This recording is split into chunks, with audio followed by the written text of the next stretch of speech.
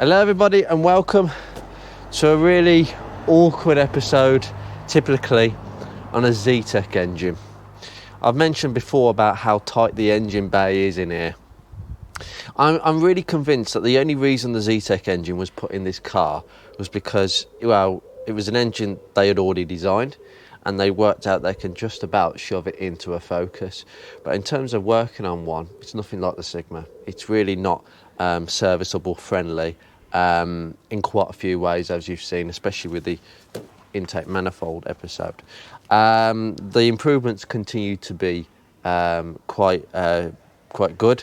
We now no longer, I can report, after changing the rocker cover gasket for Victor Ryan's one and having a lot of sanding down on the deck, we have a minor amount of oil on the corner here, but it's not even a puddle. For some reason, even this isn't quite flat, but the Victor Ryan's gasket is working 20 times better than the old one. And I had to look through my records to find out what the brand was of this rocker cover gasket, because if you remember when this car was owned by Jason, I did the timing belt and I changed the rocker cover. I made the mistake of buying a cheap Febby one, thinking that'll do the job. Oh no, it won't. Don't buy Febby rocker cover gaskets. In fact, I think a lot of Febby stuff is now really poor. So be wary of that brand. Now, I've got to say the water pump pulley, it's quite rusty. Just on the surface, I might give that a sand down. But anyway, to change the tensioner, and I have got the new one down there, for Zetec 182 litre, it's the same. SKF, got to be, or Inner, because they make their own bearings. And the title is SKF VKM 34010, okay? And as we can deduce, no playing that whatsoever, okay? Right, put that back over there. Now to get the old one off requires, well, I'd recommend this. I changed the idler pulley down here, the thing that was causing David's problem, right? Still sounds perfect to me, fantastic. I changed that separately in a separate video because I didn't have enough money to buy that and that. That was about 65 at the time when I bought that, which was about 35. I thought, I can't afford that at the moment. So I just changed that pulley and did a separate video. That I managed to get for 46, so prices reduced a bit, so I was pleased I did that. But the problem is now, is you still have to jack the car up, you still have to take the engine mount off, and this idler pulley is in the way. It's in the way because the two bolts, so this tensioner sits about here, like that. That bolt there is there, but the pulley is in the idler pulley is in the way. So you got to take the idler pulley out. So do the job together. Okay. Right, that's out. Right. Now we've got access to that top bolt just there. You will need to jack the car because, as you can see, my ratchet is resting against the chassis rail, so just jack the engine up, I should say. And they're not tight. About 25 Newton meters. That's literally that.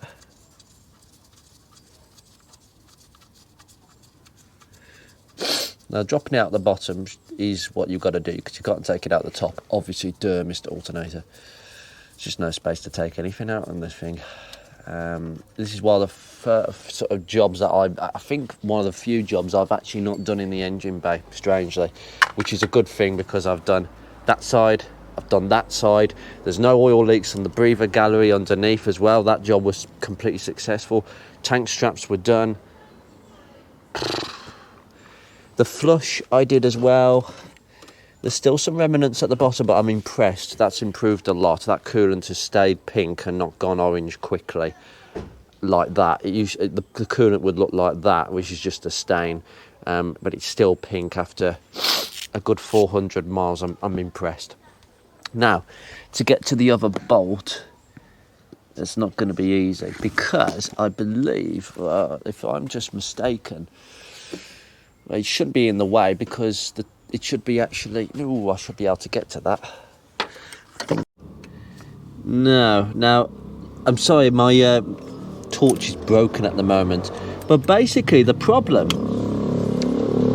is I'm having to use a 10mm. Now, to explain this properly, I can't get to this bolt here because this tensioner wheel is actually in the way. So I'm having to go behind and use exactly like this. I'm having to go behind the tensioner, which is here, the tensioner wheel, and literally take... Oh, goodness me. That's ridiculous. So the original, it's actually in the way. Well, it's all floppy and loose now, so hopefully... Yeah. God, no, my goodness me. Well, it's all floppy now because I'll just take it out by hand. But what the heck? How are you supposed to tension that nut up? You see, that's my problem now. If that was an original Ford one, then you can't reuse this. So, okay.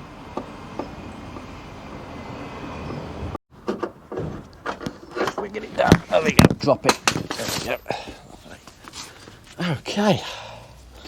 So, here we are. Now that's interesting. Why has it moved? No. It's moved? No way. That was not possible. That bolt, that tensioner wheel, was in the way of that bolt, and now it's just moved. That tells me that this tensioner wheel is getting stuck on its spring because there's a massive return spring inside here. I wonder if that spring is getting stuck. Good job I'm changing this. It is the original Ford one. 97 this was first used, so it was probably put in, yeah. This would have been unique to the black top then if it says 97 on then, because the black top came out around that time for Mondeos and Escorts. So it has actually moved, but this is the test. So if I just do this,